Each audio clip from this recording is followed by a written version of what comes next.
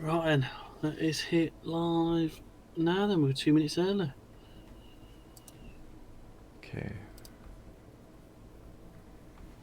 Right, it says I am live on my end. Just Just gonna double double check. check. Yeah. Okay, I'm good. Let's see if you're good.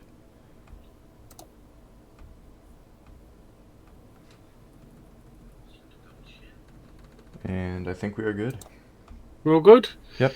All right then. Well, welcome back to another live stream with myself, Dwayne the Captain Coffee, and a good friend of the channel, Nate from Thwip Media. How you doing, my friend? How you going? Doing pretty good. How are you? Nervous as hell. But yes, as you can tell, this is my live stream for my phase 3 of my Marvel cumulative ending sort of thing of our Marvel films. And yes, as you can tell, I am slightly bricking it, and I'm not too sure how the hell it's going to go, but yeah, we'll see how it goes, sort of thing. But yeah, uh, we will get straight into it. But have you got an icebreaker? I love I these. do. This one's a bit different.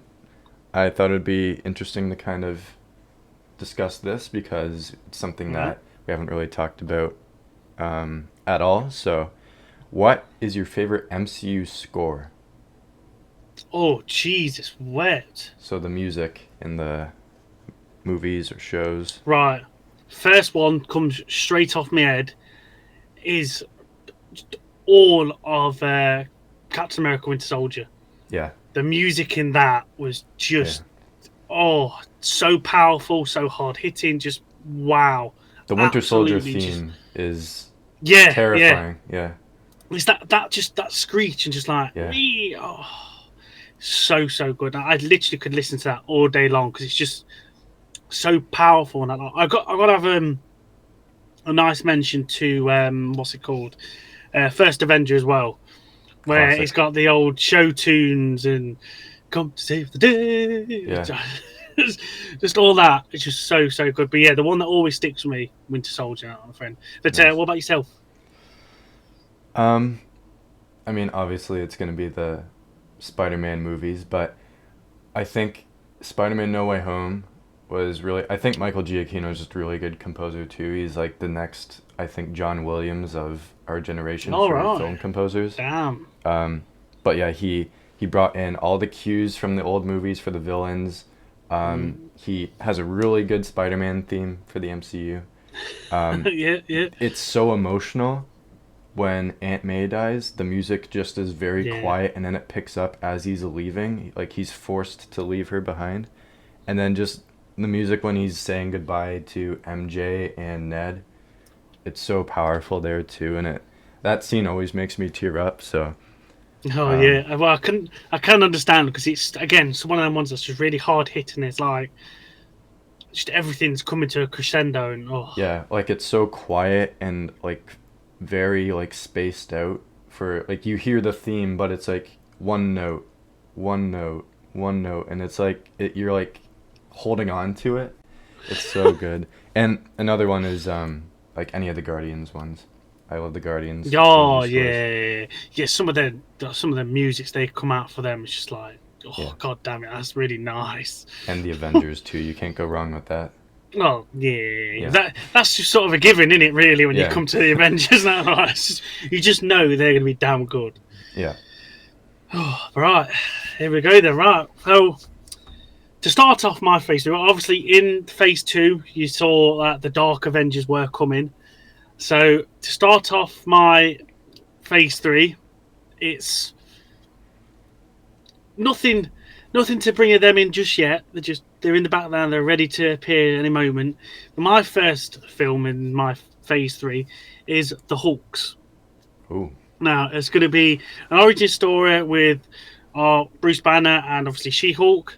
The main villain for my Hulk film is going to be Red Hulk, Thunderbolt Ross, and how it's going to go. Obviously, I guess his powers in the gamma ray explosion. He's going to go on a massive tear through like New York and where he's having this base sort of thing. and he's going to come straight into conflict straight away there and then with the Avengers we've got. So obviously we'll have Cap, Iron Man, Spider-Man, Hawkeye, Hank Pym. He's gone back to his Ant-Man persona because obviously the old Yellow Jacket was actually a Skrull that we found out. Wolverine and Daredevil. So obviously we're going to have a massive battle with all them lot after he's had his explosion and become the Hulk. They're going to obviously subdue him, and Jennifer Waters is going to be there trying to help her cousin, make sure he's okay in that lot. She's going to get hurt. She's going to need a blood transfusion. So obviously that will transfer him into She-Hulk.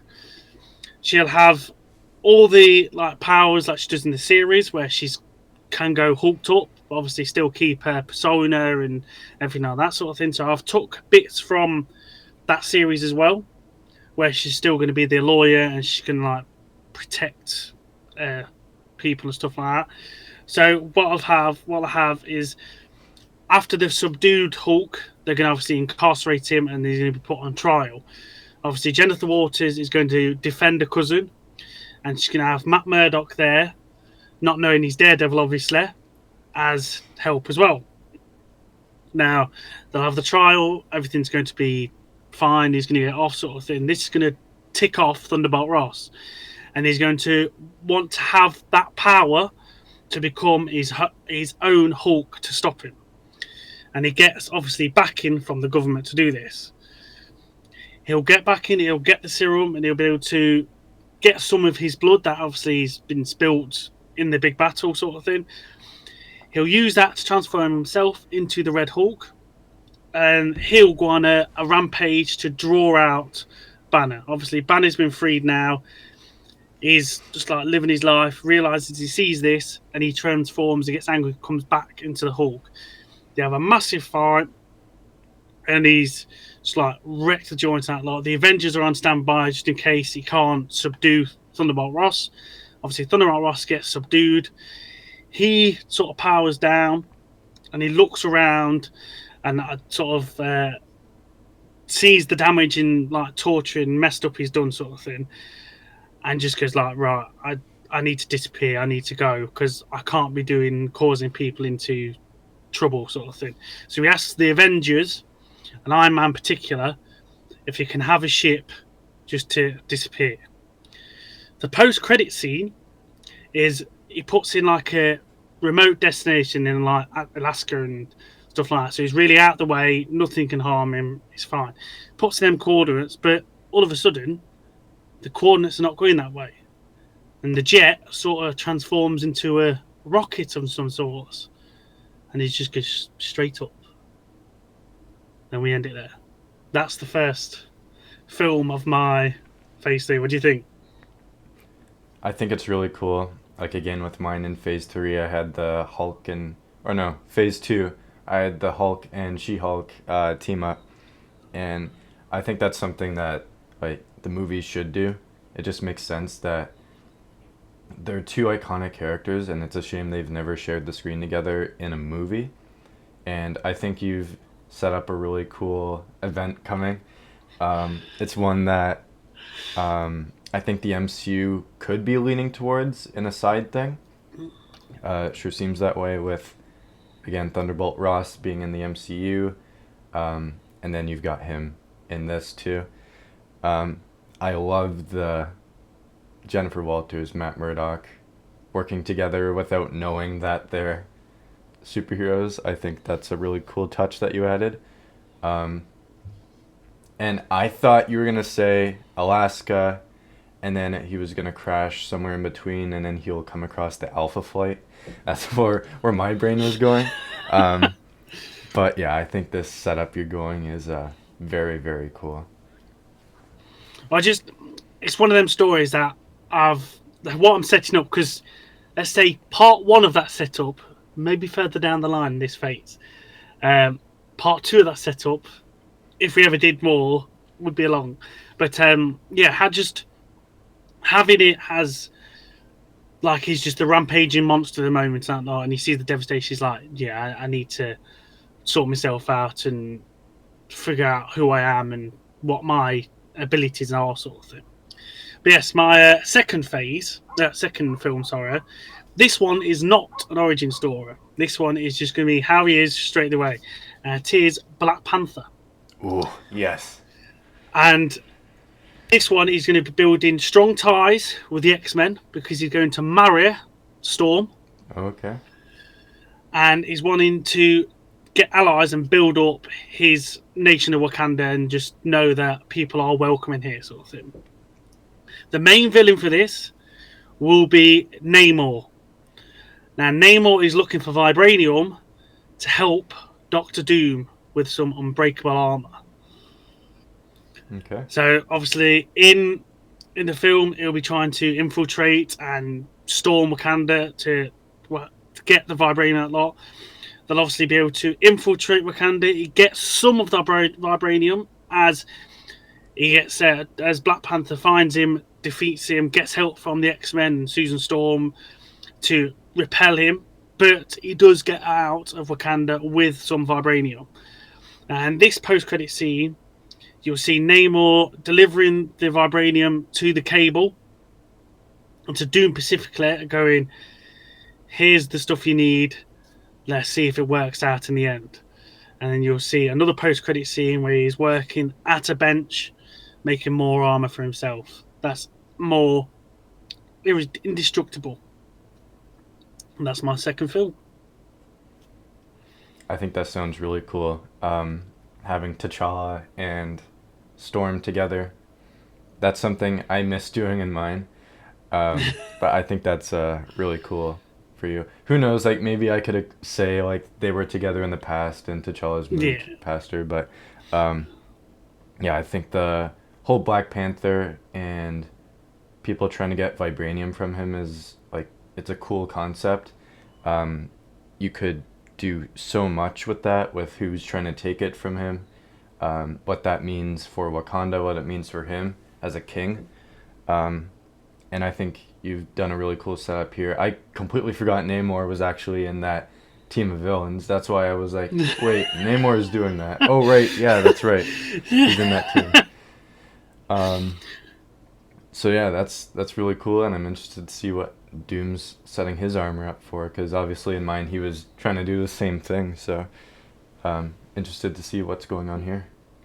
Well, it's just I'd like to see that connection between Black Panther and the X-Men and stuff like that, because again, in the comics it's happened a bit sort of thing. They've had that marriage and they've had a strong bond, but you didn't really see it anywhere in like films or MCU or anything like that sort of thing. So I wanted to like really put it to the forefront and go, no, actually there have been a very cohesive group together, the Black Panther as well as the X-Men. So I just wanted to have that on show to go, actually no, look, this is what's what sort of thing.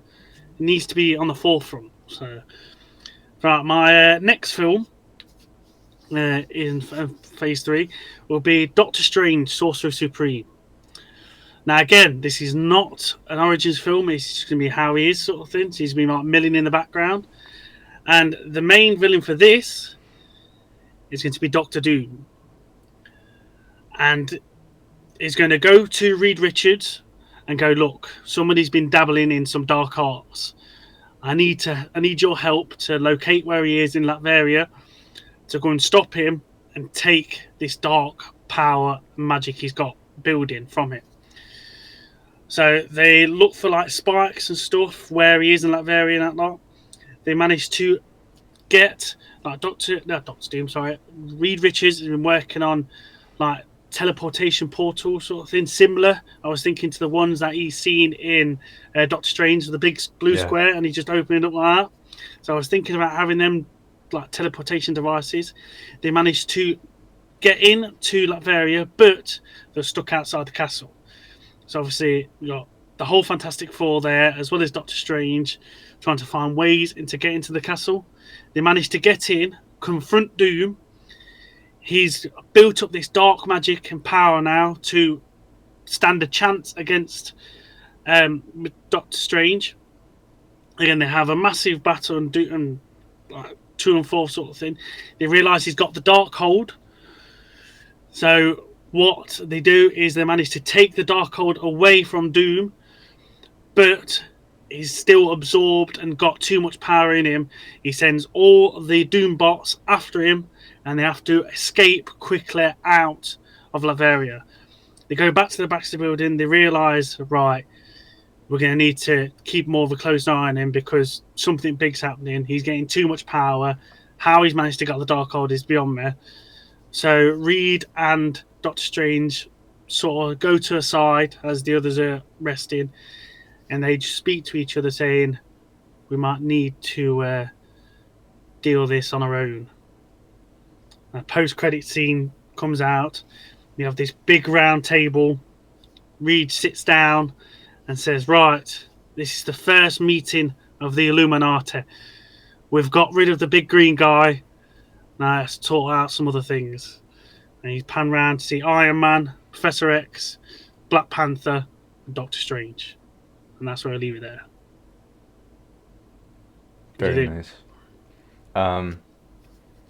I wasn't expecting a Doctor Strange Fantastic Four team up. I think that's really cool.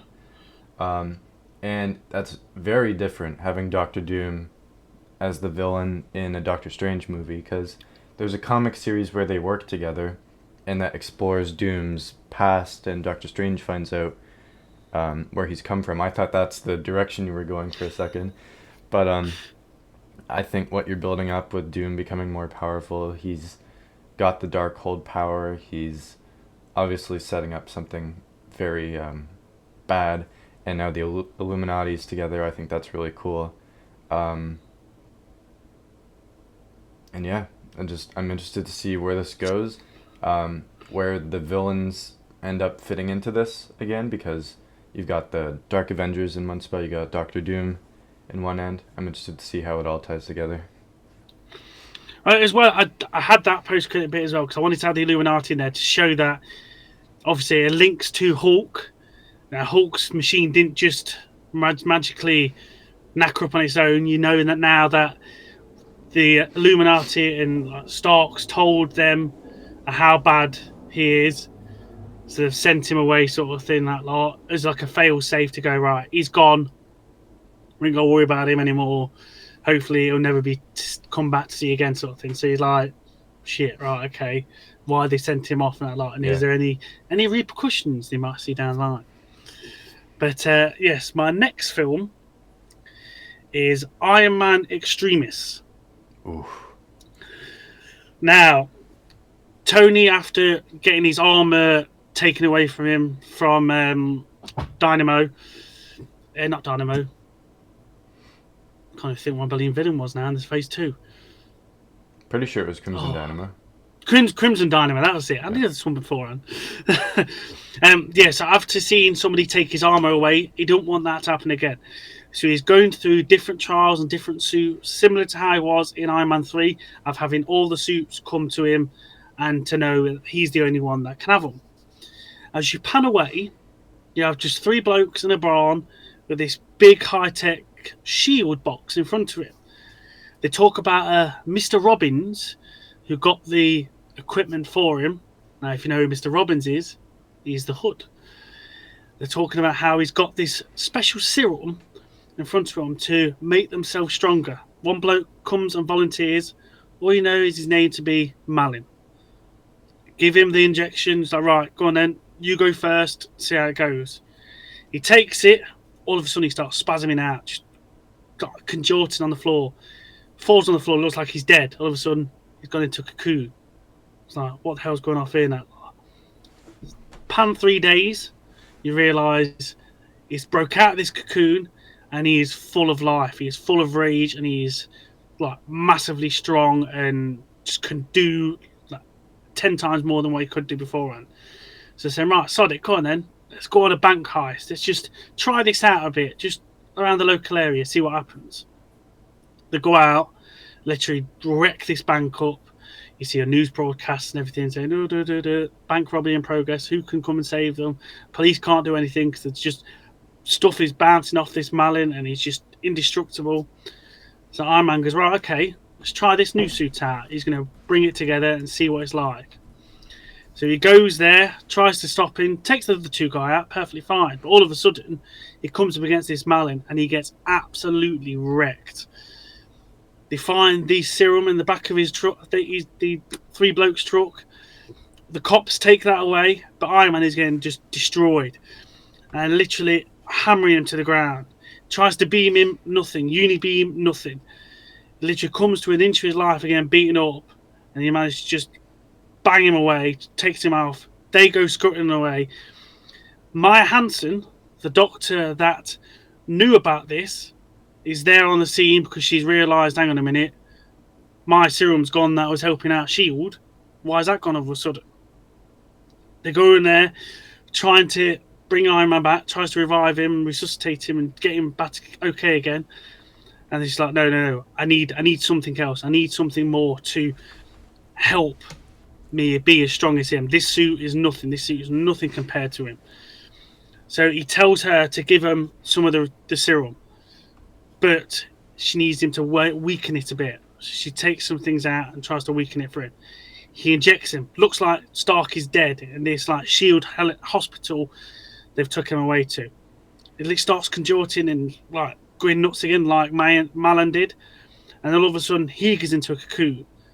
He goes back to his past of becoming the weapons dealer and then becoming Iron Man himself, facing the Crimson Dynamo, helping with the Avengers and a secret invasion. He knows that he needs to be better on himself. So after the 3 days are gone, Malin's disappeared and he's wreaking havoc on other banks and other places are important to S.H.I.E.L.D., stealing more equipment and more high-tech arsenals for some other place. So as he pops out of his cocoon, he just stands in front of her and goes, right, it's worked, watch this. All of a sudden, out of his hollow bones, this exoskeleton comes crawling up his arm. He is the suit. He gets the suit. There's like a box, sees the suits, comes straight to him. He got no thinking, just telepathically talking to him. Comes straight to him. He's more dynamic, he's more quicker, he's more stronger. He goes after Malin, tries to fight him away, gets the other two. They're all gone again because they're just knackered. And he literally pummels Malin to within inch of his life. He doesn't want to kill him, but the only way to stop him is to kill him. So he kills him, put a hole straight through his heart. And he just knows, right, these need to be taken out of their hands. Keep them safe, put them in Stark Tower so they're out of the way. He goes back, thinks about what he's done, and just goes to himself, right, that's one problem out of the way. They need to not go into the hands of it again. Post-credit scene is Norman Osborn in front of this massive helicarrier. And all it says with big bright lights on it, Hammer.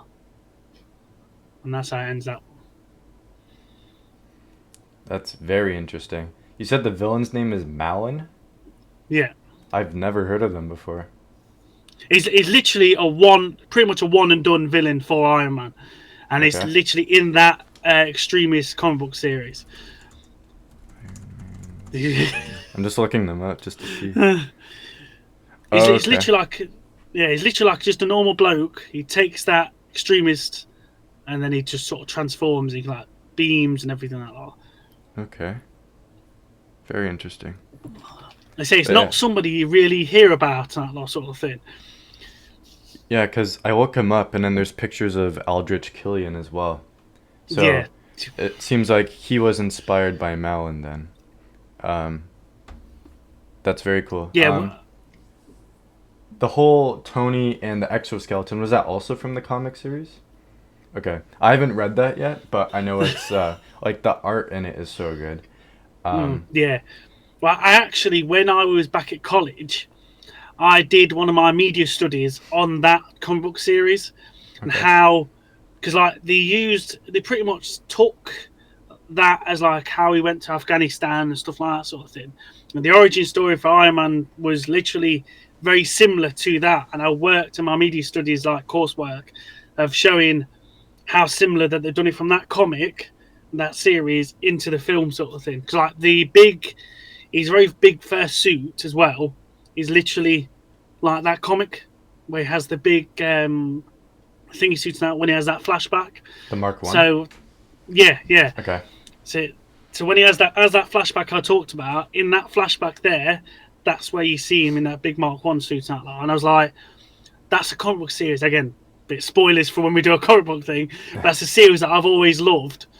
And you never really see anything like that sort of thing in the comics. You've seen him have the suit come towards him, but having like an skeleton suit in his bones and letting him just come out and creep over him, I always found that fascinating in that comic. I just thought, no, do you know what?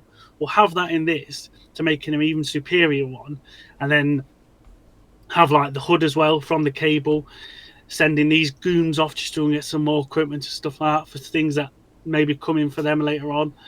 So yeah, it was a nice idea coming together with my comic as well as that. So Yeah, it's very interesting. Again, the setup with Hammer coming into it, that's really cool. Interested to see what approach you take with that, because there's a couple different ways you can go about that character. So I'm interested to see what comes of that. But yeah, the exoskeleton thing is kind of cool. Like, he doesn't have to wear the armor just comes to him and it's a part of him. Yeah, that's something that I don't think, well, they probably would have, but the movies, they didn't come close to doing anything like that with Extremis. They just focused on the experiment and experiment gone wrong kind of thing. But I like what you're setting up here. It's very cool. When that third film got on my tits and really wound me up like that, it was just so annoying that they had a really good concept, and I thought, yeah, brilliant, they're going to go with the comics, so they're going to get him to inject it and make him heal himself and stuff. And then when they didn't, and then he was supposed to be the Mandarin, and it was just, I still enjoy really it. It's just the Mandarin thing is an issue in it. Oh yeah, like, massively. It's still fun. It's just, oh yeah, the Mandarin is a bit of an issue in it. It's one of the weaker films, I'd say, in the MCU in that last sort of thing. Not as bad as the Eternals, but it's not far off that. I'd say it's better than Thor: Love and Thunder, though. Everything's better than Thor: Love and Thunder. Really? Everything is better than Thor: Love and Thunder. I adored that film. It was brilliant. I love that. I can't stand it. That does surprise me. Okay. That might be worth another chat another time. So something like that. I was surprised with that, dude. Yeah. Anyway. Yeah. Hang on. I need a drink after that. That's proper thrown me. That as. I was not expecting that at all. What the hell? Wow. Okay. Yeah. Right. Anyway. Our next film in the fifth film in my phase 3 is Deadpool: Killer No Filler. Ooh. This one will be an origin story, and I've put it here because I really couldn't add too much to this because it's it's going to be very similar to Ryan Reynolds' one. He's done it so well, and I couldn't really add anything to it. But I wanted Deadpool in my thing, so I've got him. That he's obviously changed to Deadpool. It just feels he can do anything, but he wants to be back to himself again, sort of thing. So he goes to the Brotherhood of Evil Mutants, asks Magneto, asks Emma Frost, asks them to help him and heal him. So they go, yeah, all right, and we'll help you and heal you. There's another Shield warehouse that we need you to go and just get some stuff for, isn't it, lot? We'll help you out. All what you need is in that Shield warehouse.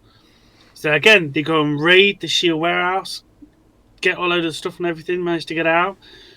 But then as they go to another one, the X-Men appear. They've figured out that crap's going down, realises that what the hell's going off? It's one of our own sort of types doing all this damage. So the X-Men and the evil Brotherhood of Mutants have another fight, but this time with Deadpool, and Wolverine absolutely decapitates and slaughters Deadpool. He's done. He's dead.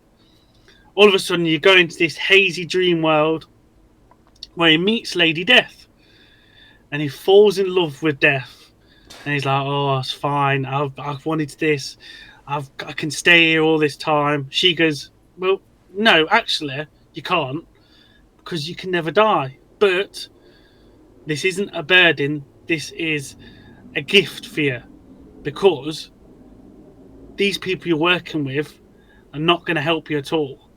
You need to go to the other side."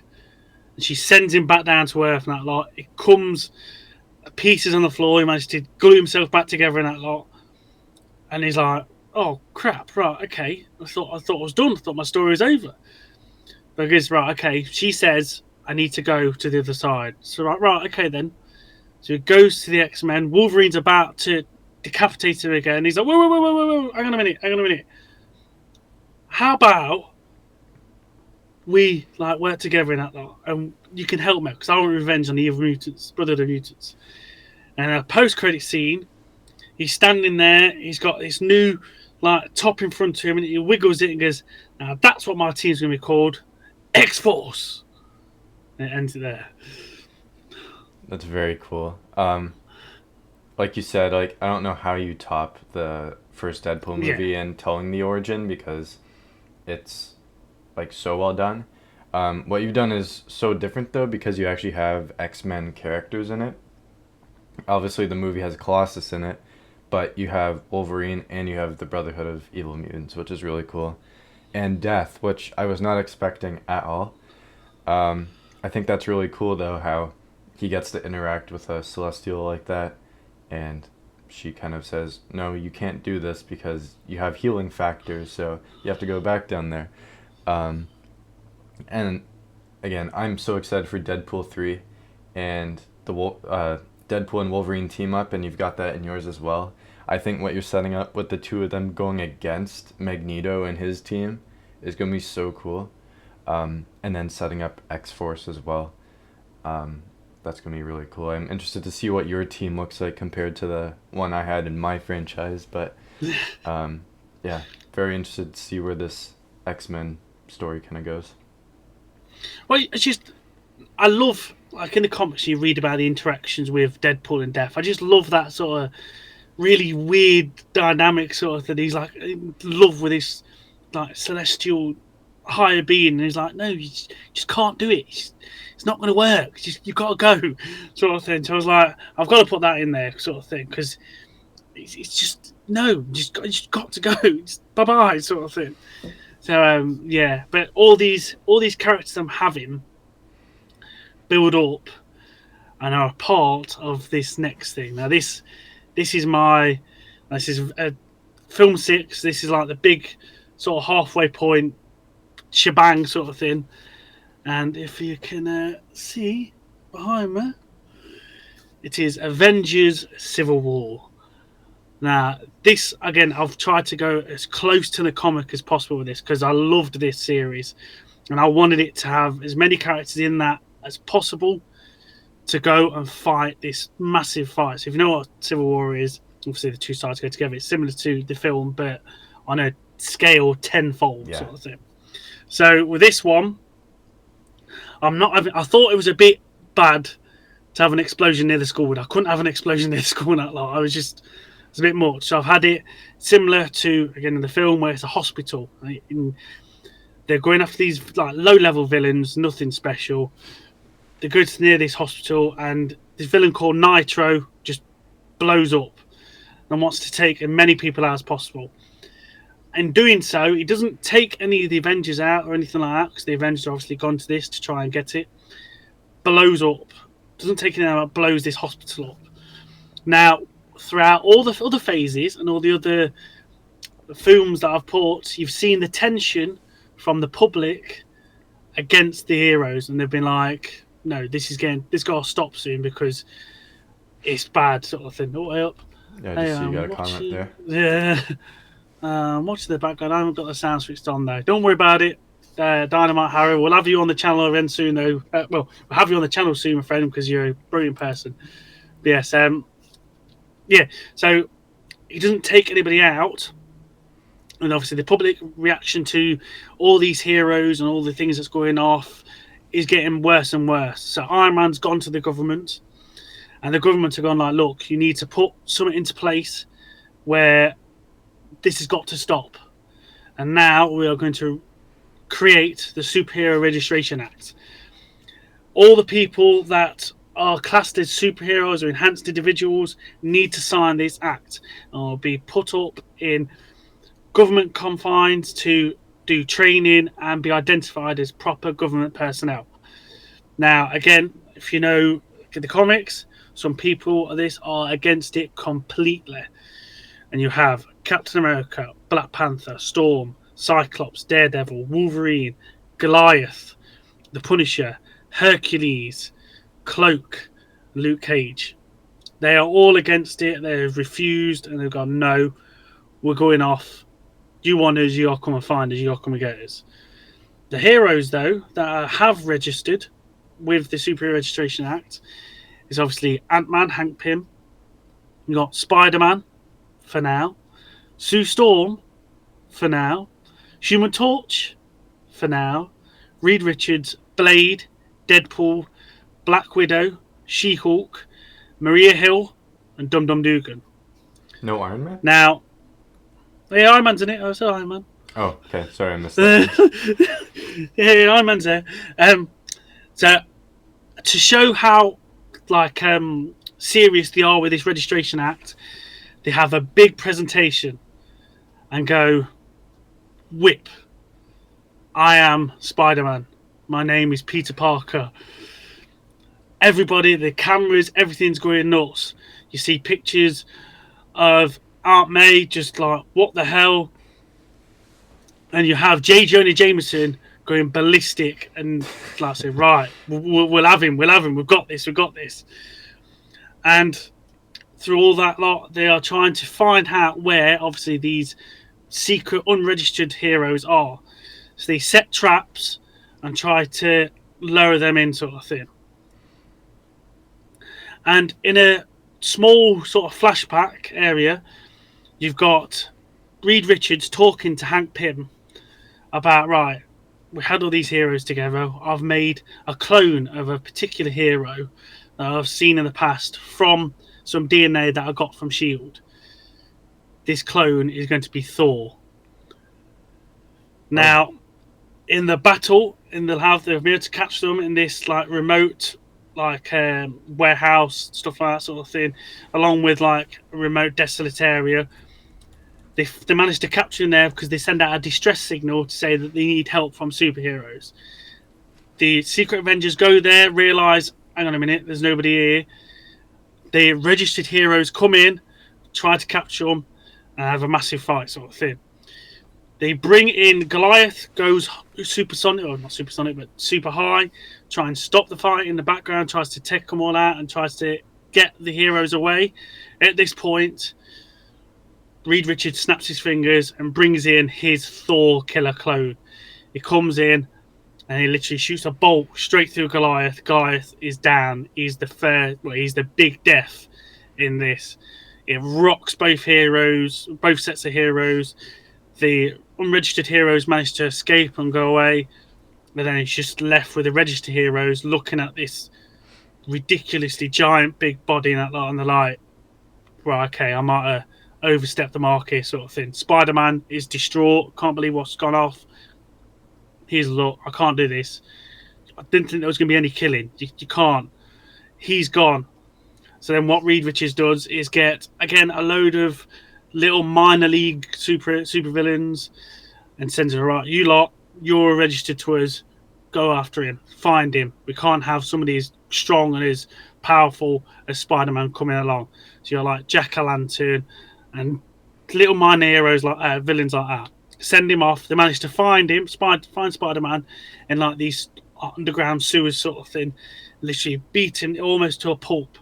Managed to almost get him. Where all of a sudden the Punisher comes out, literally guns him down, takes him out, gets Spider-Man and takes him to one of the underground places that the hero registrations have got. Puts in there, look, shows Captain America, Spider-Man's joining your side as well as me. They've got villains on their side to do their dirty walk. I'm not having it. We can't do this sort of thing. So, as he sees that, all of a sudden, Captain America's bringing his own goons and villains in, sort of thing, little minor league villains. So Punisher's like, no, I'm not having this. He guns them down as well. They're gone. They're dead. Captain America loses it and goes, no, we need everybody against this registration act, if they're heroes or villains. So Captain America absolutely beats him to a pulp and almost kills Punisher, and he's like, "Why aren't you fighting back? Why aren't you fighting back?" And Punisher's like, "No, you're a hero. I don't fight against you guys." He just slings him to the side, tells him to go. He's got to be gone because I just can't have him. He just killed some people that we didn't need to be killed.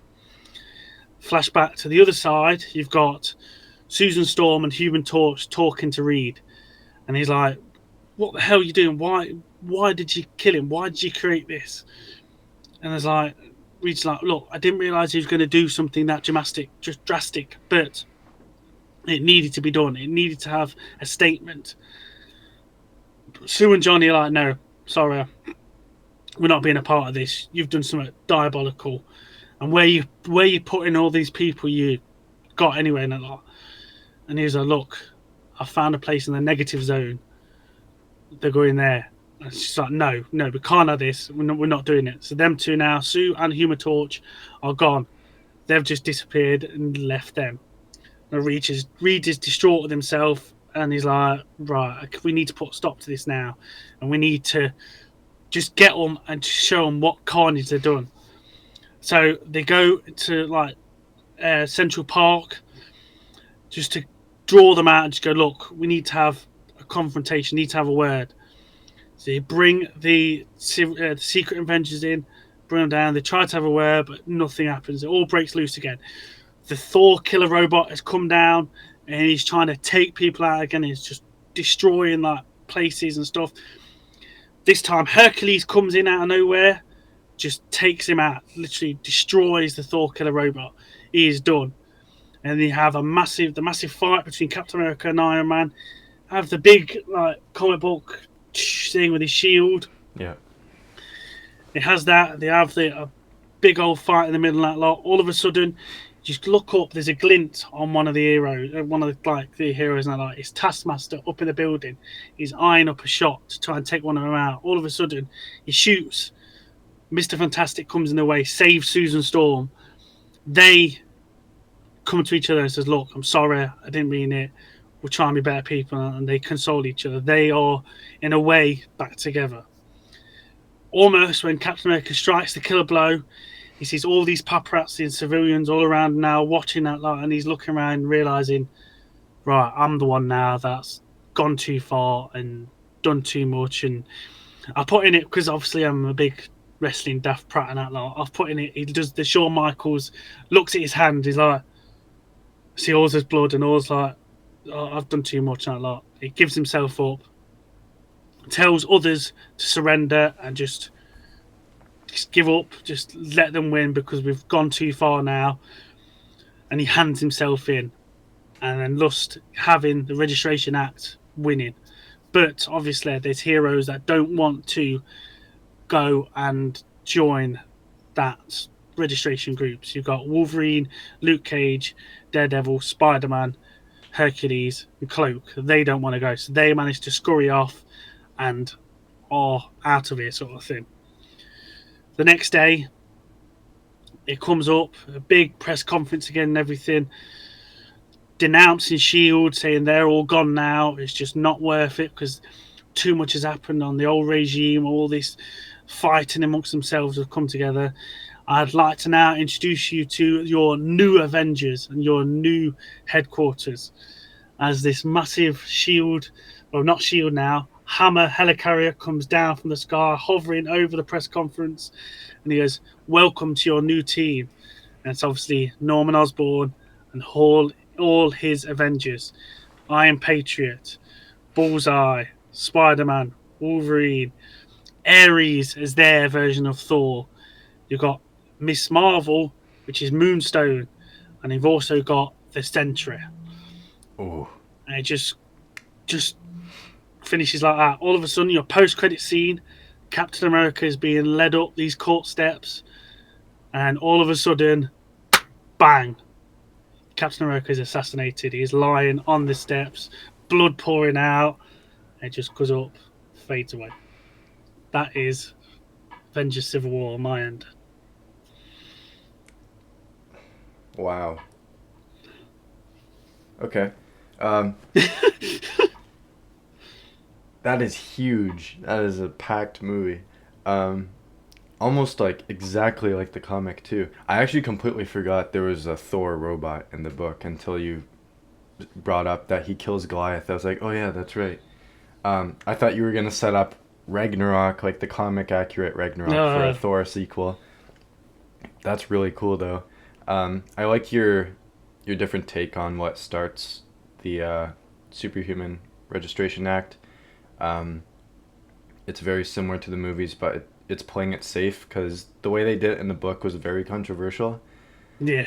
Um, That's what so I can't be doing with the school getting blown up. I just can't be doing that. No, yeah, and then that's why I left in as well all the bits from the other films where like the public are getting a bit more pissed off with them. It's like, come on, you can't be doing this sort of thing. Why is all that happening, sort of thing? Having the public opinion going against them as well. So I thought that'd be quite nice to tie it in, sort of thing, to have that as well be another catalyst for the Registration Act. yeah, and you've got like all the key moments like Spider-Man taking his mask off. You got him beat up in the sewers. Punisher just going out of control, killing everyone basically that he sees.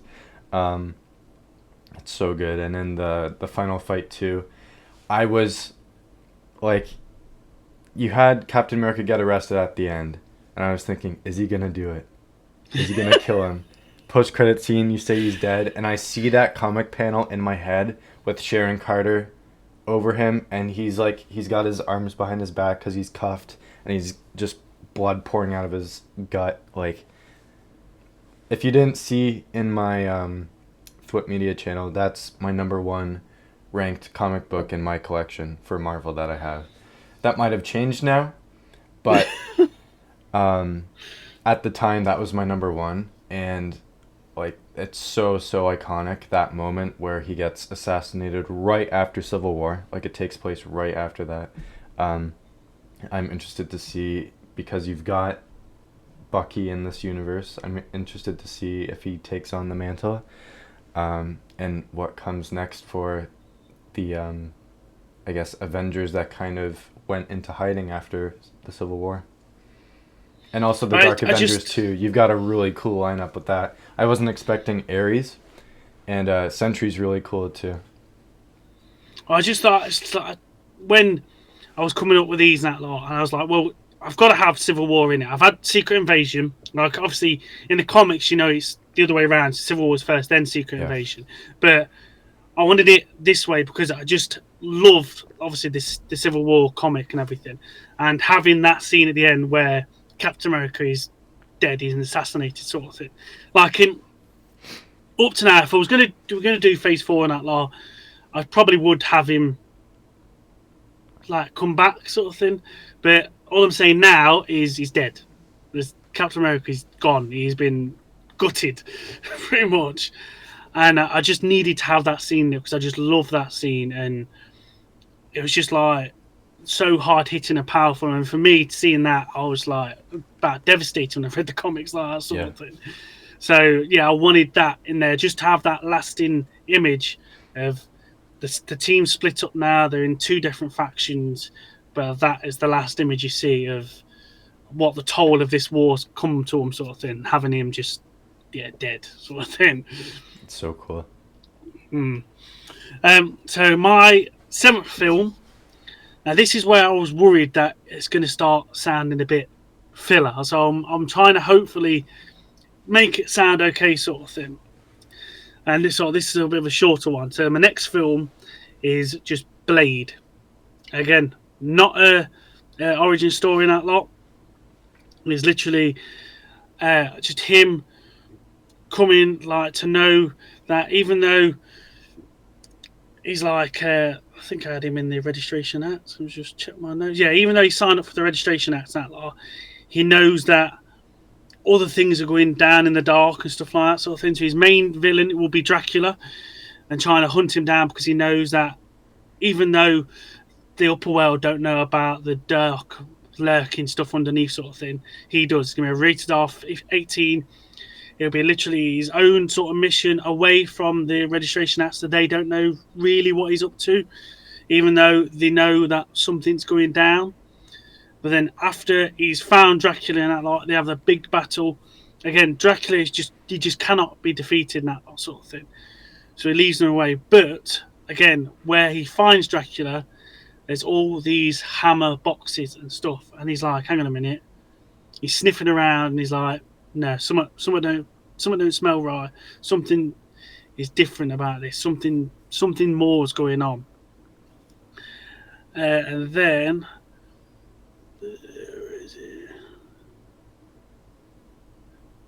they go into a post-credit scene, and you got the Cable and the Dark Avengers talking to us, congratulating themselves, going, "Right, we're in control. We're in control now, but we know that we can do what we want," sort of thing. Doom's doing his own thing. We can have his back.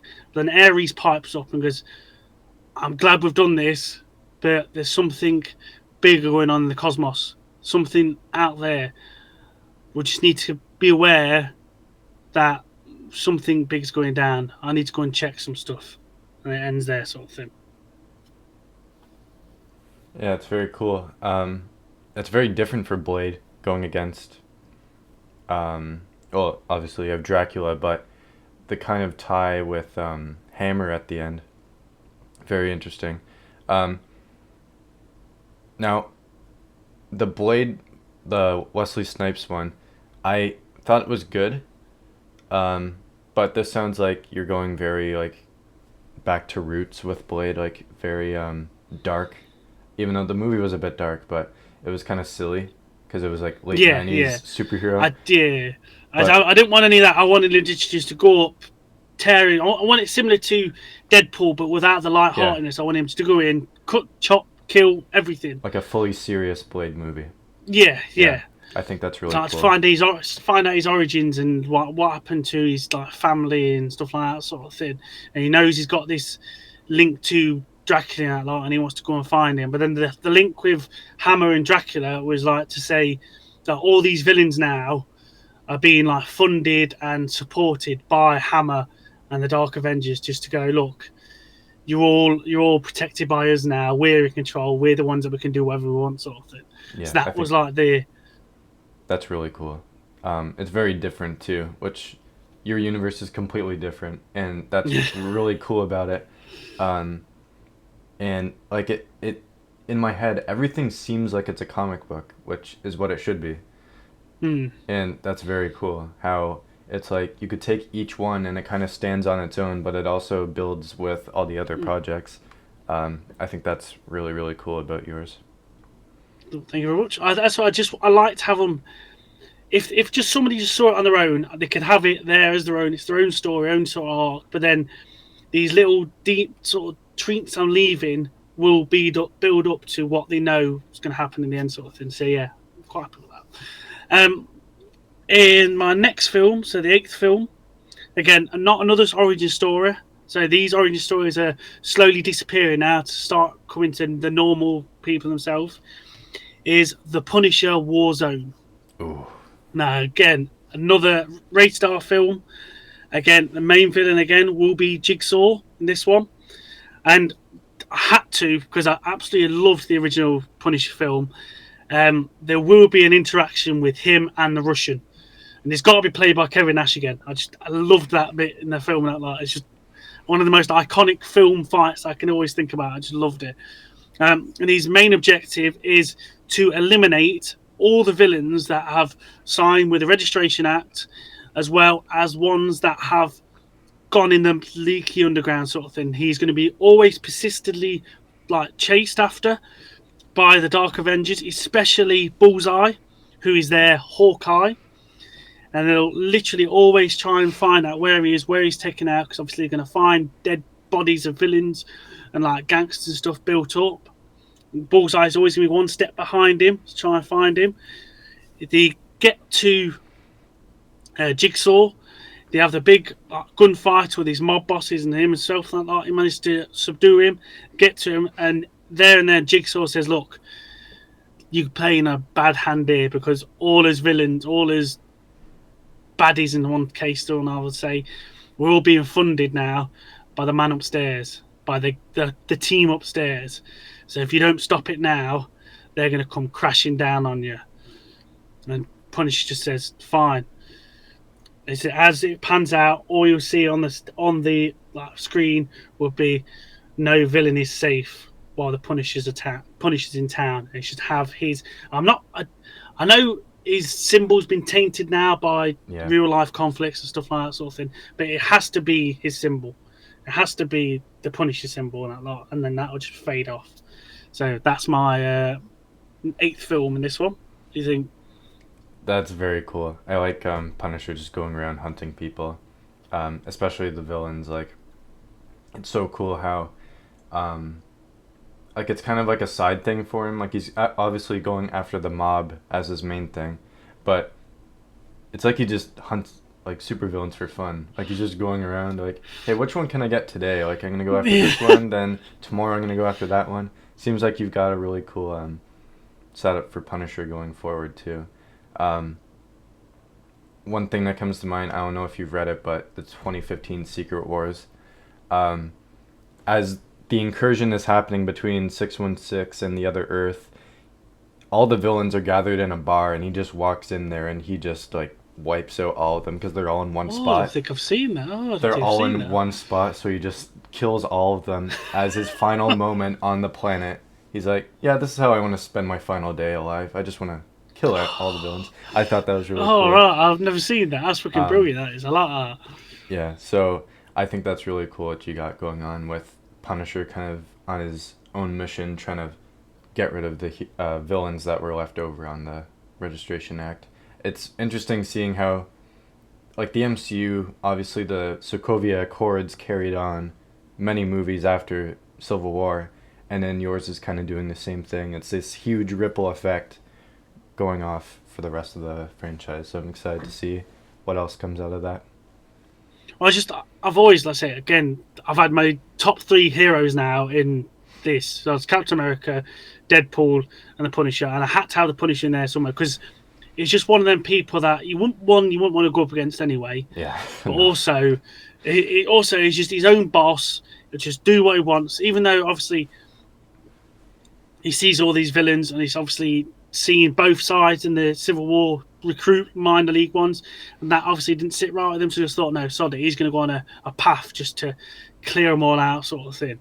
And obviously that thing at the end where no, actually something else, and they're all being powered by somebody. It's quite nice, I thought. Yeah. Now, my 9th film isn't on Earth. It's not here. It is Planet Hulk. Ooh. And again, I wanted it so similar to the comics that I wanted it as like fresh start sort of thing. So obviously, his Hulk is in this ship and that lot. He crashes on this planet called Sakaar, and he has to go into his Hulk form to stay conscious and to breathe the air and that lot. Now he gets captured and thrown into a Colosseum. Now his first opponent in this Colosseum he's going to fight is Beta Ray Bill. Yes, thank you. Thank you. They have the big cluster battle. Obviously, he becomes the champion, and just fight after fight after fight. He fights all these different people from that planet. Then he comes up against somebody else that's been captured there, the Silver Surfer. Oh. And them two have another big fight. He's still the champion and everything, but the Silver Surfer is managed to hit the Hulk's plate on his chest to break him free, so he's not tied to this Colosseum anymore. Hulk does the same to the Silver Surfer, and obviously this Hulk we're going to be able to talk a bit more and able to interact properly and have him similar to the Thor film where he's talking properly and a lot similar to that. And as the Silver Surfer is freed, they recruit Beta Ray Bill, Korg, Silver Surfer, obviously, Mika, and No Name Brood. They're all managed to escape and form their own sort of brotherhood together to escape. They're all hidden away in this village, trying to help them and survive, sort of thing. Hulk's trying to figure out a way to get back, but the planet king who puts them into this Colosseum, the Red King, sends out one of his guards, Sia, to go and fight them and to bring them back. As he's going to fight them and everything, Sia takes a load of these guards and everything like that to go to where they are. They have a big fight, but all of a sudden, the Red Hawk, the Red King, notices that they're losing. So he sends these trap spikes to come up through the village and literally destroy the village and anybody that gets in the way. Luckily enough, Hulk actually saves Sia, gets her out of the way, as well as the Brood, and they escape that village. Sia realizing that the king was the only one that could do that, and notices that he was watching all along. She switches sides and helps Hulk and the Brood, or the group, as well as them all. They go back to the Colosseum and back to where the Red King is staying and challenge him to a one-on-one duel, one-on-one fight. Obviously, Hulk has managed to win that fight and manages to kill the Red King, and he takes Sia as his queen and wife, and he becomes the ruler of that planet for months and months to come. You find out later on that he's actually got her pregnant, so he's happy with himself. Everything's going by really nicely. That lot. The ship that he's come on is now a monument, a saving grace sort of thing. And the Hulk is down there, just looks at all that lot, and he notices something flashing. So he just presses it in that lot. It's a feed from this room, and it's actually them talking, and these people talking, and he realizes it's people that he knows. There's Iron Man, and there's Mr. Fantastic. And he's like, hang on a minute, what's going on here? So he presses it. They realise they're talking about how they got rid of the green guy. All of a sudden, there's this ticking countdown. All of a sudden, he runs away, charges away, tells everybody to try and get back as much as he can. And all of a sudden, the ship explodes, kills everybody in the surrounding area. Luckily enough, the people that he actually loves were in the palace, apart from Sia, who was down there with him, and she is dead. He is furious now. He goes back up to them, tells them what's happened, tells them he needs to go back to Earth because his friends, he thought, has betrayed him, and this is the whole reason why he's been brought off to here. Silver Surfer says, look, I'd love to come with you, but I need to go away. My boss is hunting around, and I need to go and find out what he's up to and where he is. So he goes away. Beta Ray Bill says, look, something's stirring up in the place that I live as well. I need to go back and talk to some friends back there. He goes away. So Hulk and his remaining warbound managed to fix a ship up together that the Red King had at his palace, and they got onto the ship and head back to Earth. There's no post-credit scene. All it says is the Hulk is coming, and then World War Hulk coming soon. That's it for that one.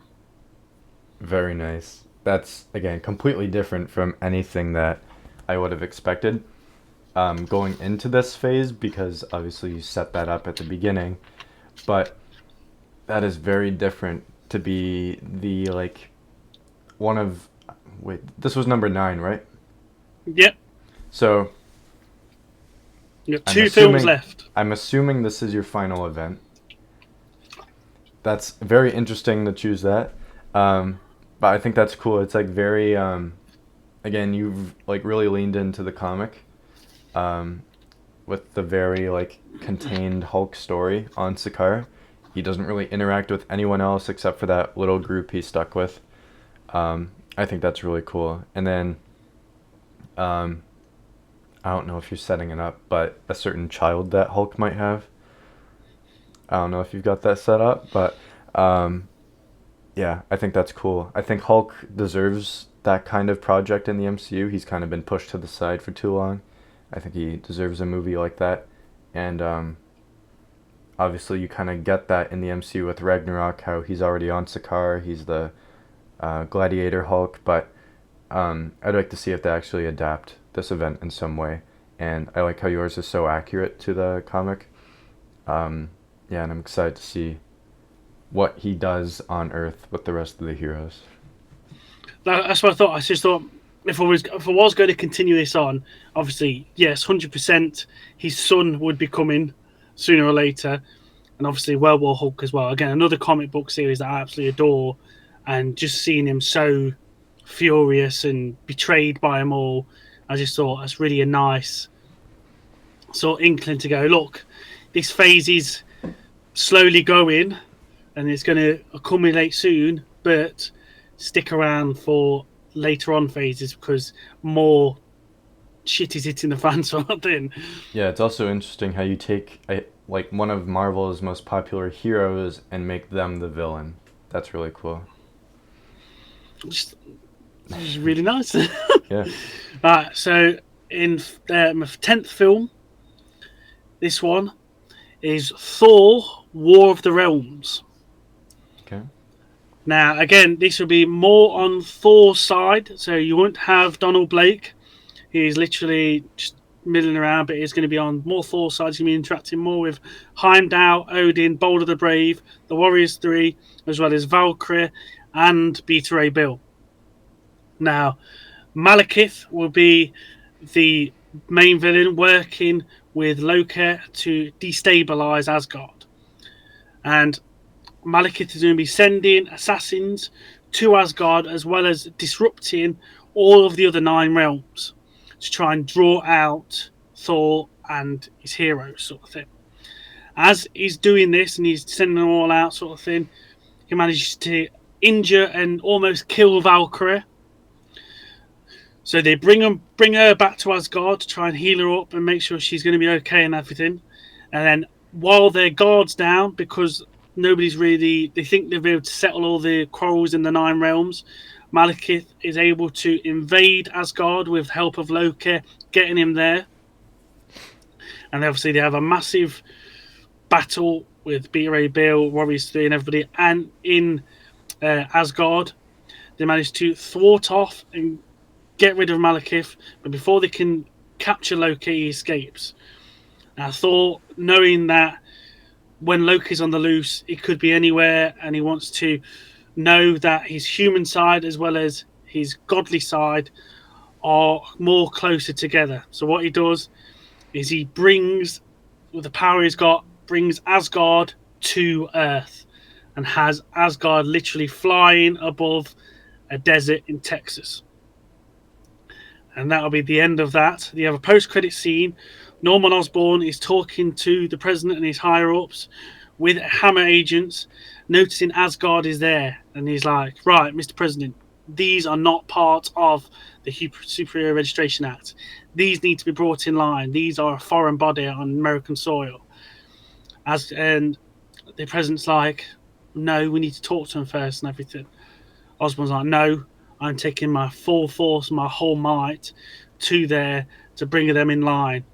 This will not go untolerated. And it just ends there. I think that's very interesting. As soon as he said Malekith, I was like, oh god. I was like, he's so bad in the MCU. He's like so forgettable and he was not done properly, but I can't see how anything could be worse than that. So I think he's a really interesting choice because he is, I guess he's not really a popular Thor villain, but he's one of the main ones he goes against. And then bringing Loki back into it as well, I think it's essential how he has to play a part in some way. The Thor and Beta Ray Bill team up, that's something that is really cool because that's something I've wanted to see in live action. It's happened in the comics a bunch of times and cartoons. And yeah, I just think that's really cool. And you've built such a big Asgard like team. Like you have Balder the Brave, you still have the Warriors 3, Valkyrie, Odin, like all of them, Heimdall. And the MCU missed out on bringing Balder the Brave in. I think they could have done a lot more with the Thor side of the MCU if they brought him in, because he's basically, I guess Thor's a bit more powerful than him, but he's still a really good character. And I think it would be interesting to see if Chris Hemsworth is done as the character, if they bring Balder in and he kind of carries on the Asgardian side of the MCU. So I think it's cool you bringing him into it, this universe.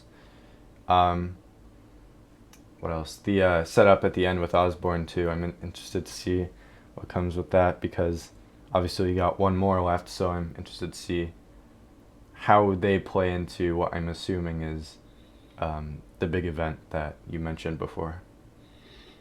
Yeah, pretty much. Well, I say I've always liked to see the big variety of cast you can have for Asgard and stuff like that. So having Boulder the Brave in there, having Beta Ray Bill and that lot, it's just characters I love to actually see on the big screen. Yeah. And they're characters in the comics that are quite like very interesting to read about and see their stories and stuff like that. So it's really good. I was just disappointed not to see more of them. Like you Yeah. had Beta Ray Bill's skull on the side of the Yeah. tower in Thor, and that lot, but Yeah. you can never seen him. It was like, come on, he's there for a reason. There's so many So, characters on that tower that they could have introduced. Like yeah, even Man Thing is on that, yeah, and he was in Werewolf by Night, and then I'm pretty sure Ares was on that too. yeah. I couldn't tell if it was him or not, but I weren't too like sure. But yeah, Yeah. it was just so frustrating. I could have done so much more with that film, but obviously they did not. But yes. Anyway, right. This is it. This is the last one, and this one is called Avengers Disassemble. And this is just going to be a massive, all-out, literally going to be an action-packed, one-band sort of thing. The lines are drawn now. The Hammer helicarrier is flying towards Asgard, and it'll have all of his Dark Avengers on it, as well as the Cable. So you've got Namor on it, you've got Doom on it, you've got Emma Frost, Loki, the Hood, Taskmaster. They're all on the helicarrier, all going towards Asgard. Asgard has a massive tannoid out, going, look, you've got an hour to comply with the Superior Registration Act, or we will not be tolerated for the actions that we will come and we will bring onto you. All you just hear out is a big booming voice of Odin saying no. So they go back down, they come together, sort of thing. All the Dark Avengers have come together and talk about the plans of what they're going to do in that lot, and they set up like a hit squad of where they want to go, sort of thing. So you'd have Hawkeye, Bullseye working with Moonstone, walking to one side. They'll have the Sentry in the back saying he's got to wait until the final whistle to go. You'll have Dakin and Spider-Man together saying you're going to be like the first hit squad to go in with us. Iron Patriot's going to lead the charge. Ares is going to be there waiting around, ready to go when he needs to be called. And as that heads out, they'll start having these news reports and news cameras all just watching what's going off, sort of thing. On these news cameras, you see it goes to another screen. It's the Outcast Avengers just looking there, watching, going, right, okay, something big's going to happen now. We need to get down there and help. They get Cloak to transport them and teleport them to Asgard. Before they can do this, though, all of a sudden you hear a familiar voice. That lot. It is Booker. And now he's in his friend's uniform. He's the new Captain America, saying, Cap won't want to see him go like this. I'm coming with you. So he gets transported there, all the Secret Avengers transported to the place. Loki now transports himself into Asgard, skulking around, trying to destabilize it. Takes Heimdall's sword away from him while he's not noticing. So the Bifrost is gone, so they can't call any more reinforcements in. And he's skulking around, trying to find out other ways to knock down the defenses.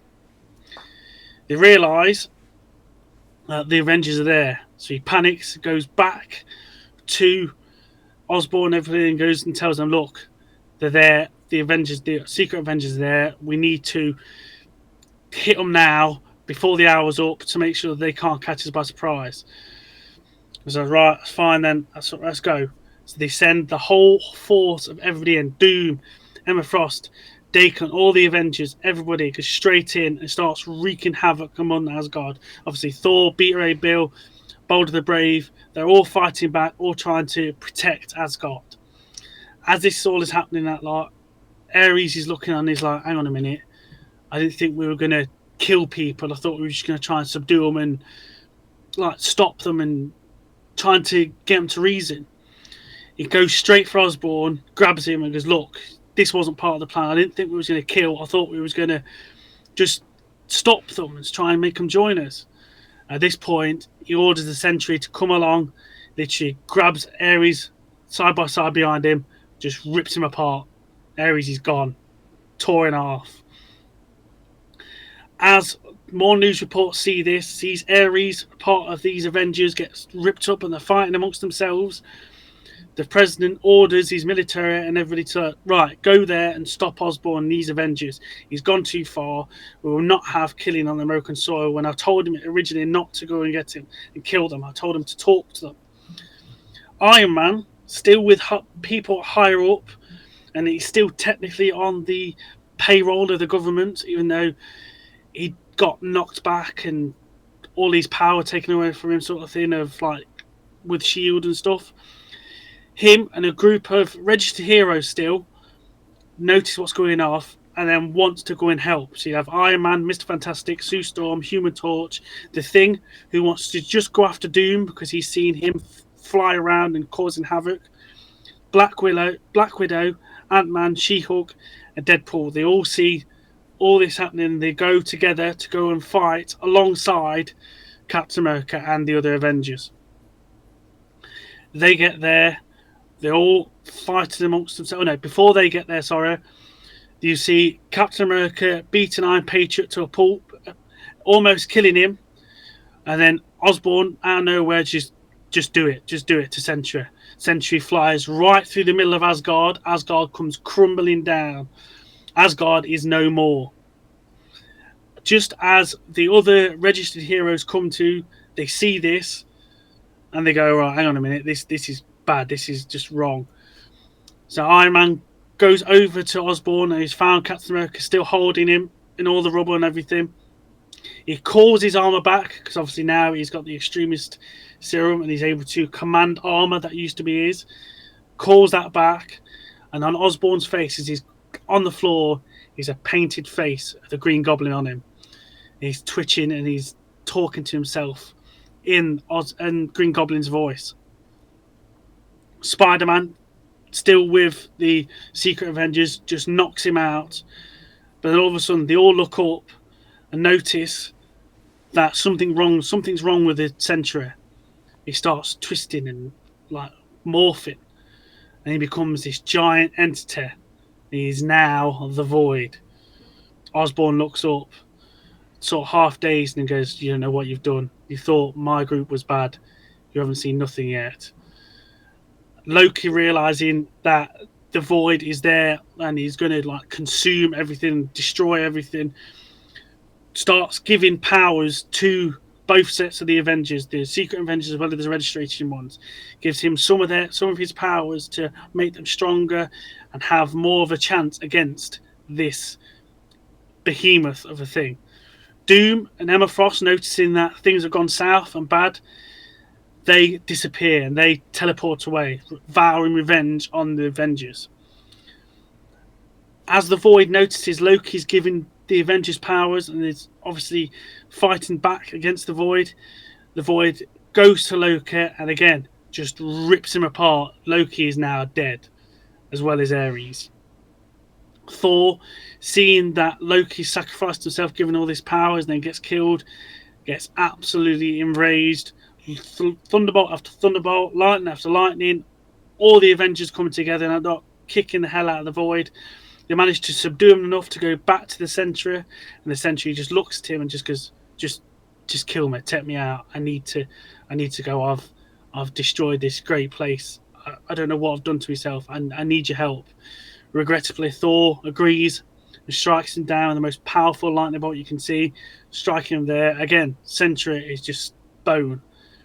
He flies off to the sun just to throw the Sentry into the sun, and he's gone. While they do that, all these Avengers go around starting arresting the Dark Avengers. So Daken gets arrested as well as Bullseye, and obviously some of the other ones, obviously Doom and Emma Frost, get away, as well as Namor. And you go back to the president in New York, denounces everything that has just happened. The Superhero Registration Act is no more, and the Avengers, as well as the Secret Avengers, as well as the Registration Avengers, come back and mourn for their lost brethren, as well as the as well as Asgardians, all come at Stark Tower, mourn for their lost brethren, but also celebrate the fact that the Registration Act is no more. In a post-credit scene, you just see Thor Iron Man, as Booker, as new Captain America, just saying the new age of superheroes is upon us. All hail the new Avengers. And it ends like that for my phase 3. That is a very, very interesting finale. I haven't read the Avengers Disassembled book myself. I Well, don't know this how this is the close it point. is. This is the point. The event I took the Avengers Disassembled name from that, but the story is actually based on the Siege of Asgard. So it's Okay. not actually the Avengers Disassembled one.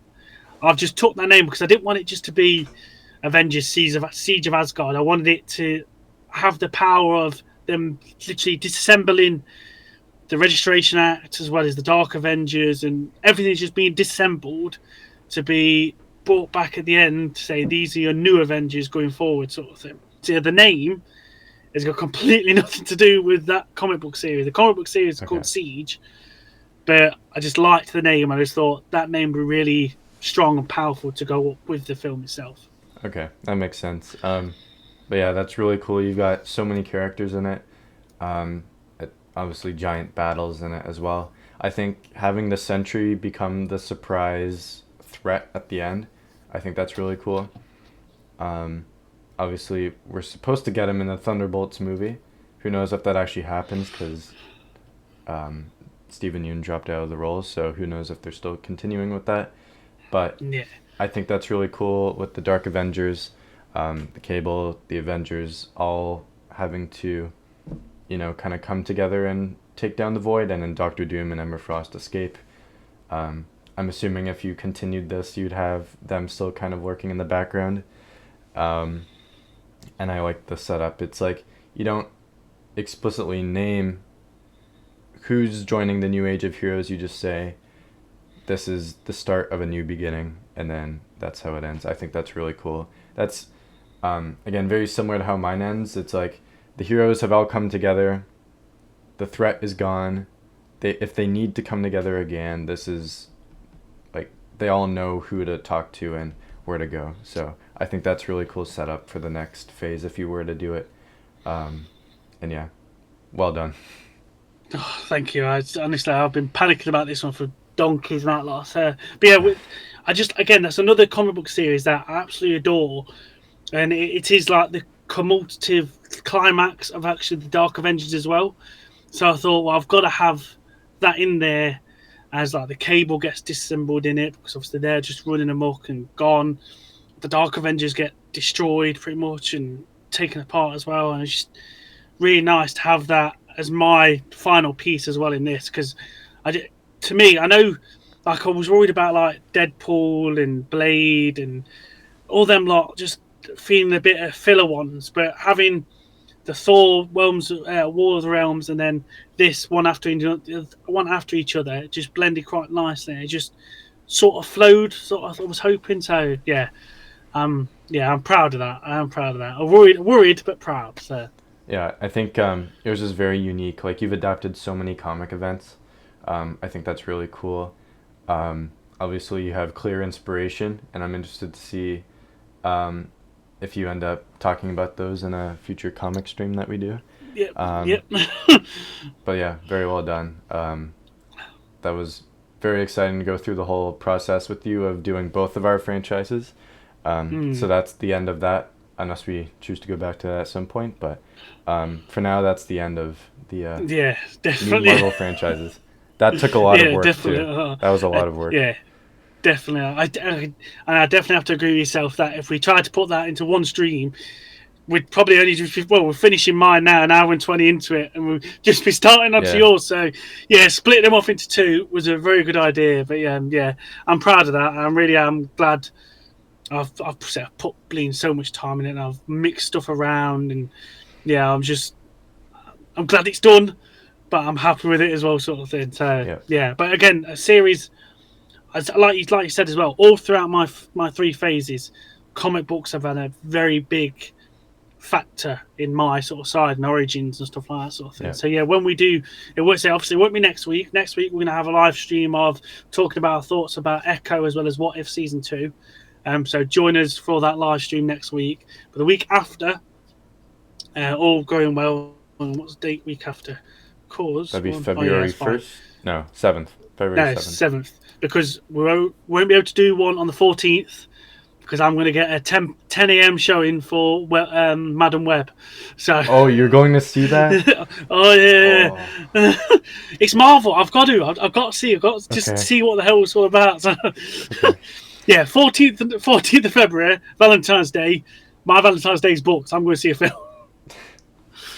But yeah, so there'll be no live stream then. But yeah, the 7th we'll have our comic book live stream, and obviously on the 31st we'll have the What If and Echo season review one talk about. But yeah, I can't wait to the comic book one. I'm gonna have like a Yeah. box and a half full of You comics see to that show you. whole shelf back Yeah. there? There's like two full like sides of it, so I'm excited to pull some of that out and share some of my inspiration and some of the things I love.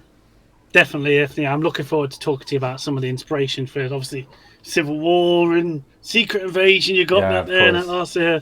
Yeah. I'm really looking forward to talking to you about them and why it inspired me so much. So yeah, I'll leave it here. Then I'd like to say thank you very much, obviously, for Dynamite Harry for leaving his comment, and we'll get him on the channel to have a chat with him about Marvel and stuff soon. Nate for always being a source of inspiration because it was your idea to come and do this. So yeah, thank you very much for that. Check his channel out; it's absolutely fantastic. Some of the stuff he does and presentations and everything's just amazing. Thank So you. go and check Nate out. Thwip Media as well as Nate's his own channel. Sorry, but yeah, go and check them out. And yeah, just like to say thank you very much, and see you next week for our What If and Echo season 2. Echo and What If season 2 review. So yeah, thank you very much. Hope you enjoyed our Marvel films. Hope they surprised you with some of them because they definitely were some of Nate's ones he did, and I hope I surprised him with some of the stuff I did. So yeah, just like to say thank you very much and goodbye. And I'll see you on another episode and Marvel Mad and Nate's channel and live stream. So yeah, thank you very much and bye bye.